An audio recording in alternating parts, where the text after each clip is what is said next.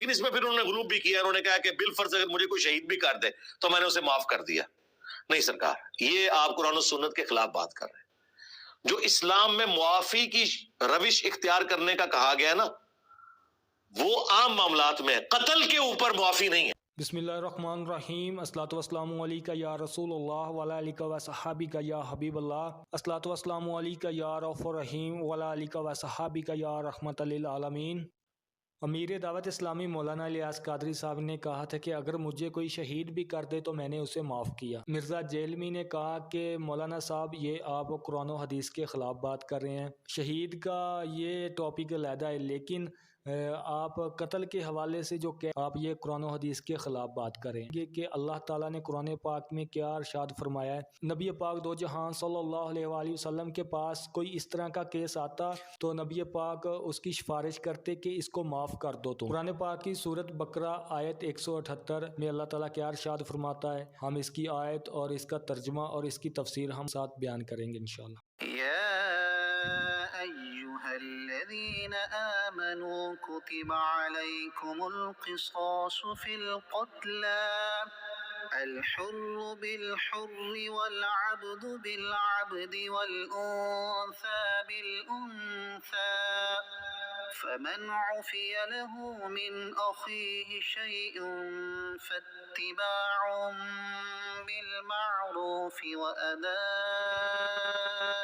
إليه بإحسان ذلك تخفيف من ربكم ورحمة فمن اعتدى بعد ذلك فله عذاب أليم۔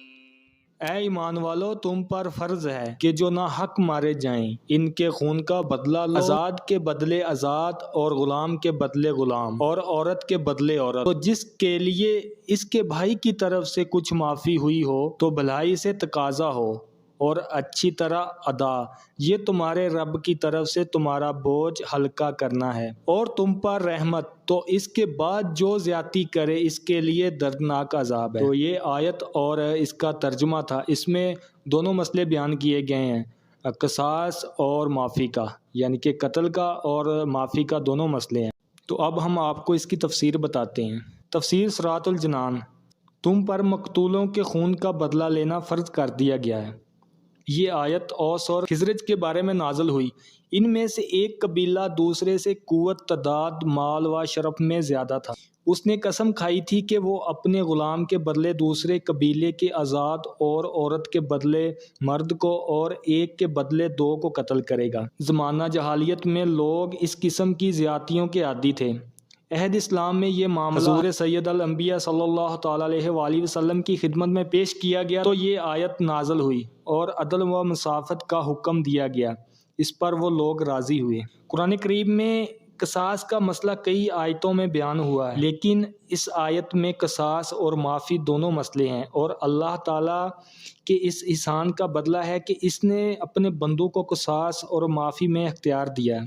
اس آیت مبارکہ اور اس کی شان نزول سے اسلام کی نظر میں خون انسان کی حرمت کا بھی علم ہوتا ہے۔ خلاصہ کلام یہ ہوا کہ قتل عمد کی صورت میں قاتل پر قصاص واجب ہے، خواہ اس نے آزاد کو قتل کیا ہو یا غلام کو، مرد کو کیا ہو یا پھر عورت کو، کیونکہ آیت میں قتلہ کا لفظ جو قتیل کی جمع ہے وہ سب کو شامل ہے۔ البتہ کچھ افراد اس حکم سے مستثنی ہیں جن کی تفصیل فقہی کتابوں میں دیکھی جا سکتی ہے۔ نیز اس آیت میں یہ بھی بتایا گیا ہے کہ جو قتل کرے گا وہی قتل کیا جائے گا، خواہ آزاد ہو یا غلام، مرد ہو یا عورت، اور زمانہ جاہلیت کی طرح نہیں کیا جائے گا کہ اس میں رنج تھا کہ آزادوں میں لڑائی ہوتی تو وہ ایک کے بدلے دو قتل کرتے، غلاموں میں ہوتی بجائے غلام کی آزاد کو مار دیتے، عورتوں میں ہوتی تو عورت کے بدلے مرد کو قتل کرتے۔ ان سب چیزوں سے منع کر دیا گیا ہے۔ تو جس کے لیے اس کے بھائی کی طرف سے کچھ معافی دی جائے، اس کا معنی یہ ہے کہ جس قاتل کو مقتول کے اولیاء کچھ معاف کریں، جیسے مال کے بدلے معاف کرنے کا کہیں تو یہاں قاتل اور اولیاء مقتول دونوں کو اچھا طریقہ اختیار کرنے کا فرمایا گیا ہے۔ مقتول کے اولیاء سے فرمایا گیا کہ اچھے انداز میں مطالبہ کریں اور قاتل سے فرمایا کہ وہ خون بہا کی ادائیگی میں اچھا طریقہ اختیار کرے۔ آیت میں قاتل اور مقتول کے وارث کو بھائی کہا گیا ہے۔ معلوم ہوا کہ قتل اگرچہ بڑا گناہ ہے مگر اس سے ایمانی بھائی چارہ ختم نہیں ہو جاتا۔ اس میں خارجیوں کے مذہب کی تردید ہے کہ جو کبیرہ گناہ کے مرتکب کو کافر کہتے ہیں۔ اہل سنت کا عقیدہ یہ ہے کہ گناہ کبیرہ کا مرتکب فاسق ہوتا ہے، کافر نہیں۔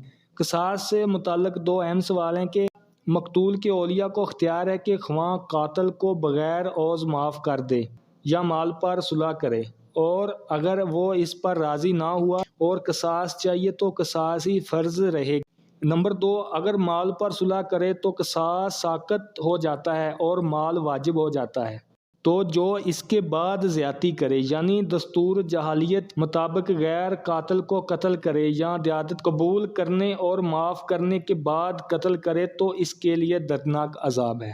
یہ تھی قرآن پاک کی سورۃ بقرہ کی آیت 178 کا ترجمہ اور اس کی تفسیر۔ ابن ماجہ کی حدیث 2692۔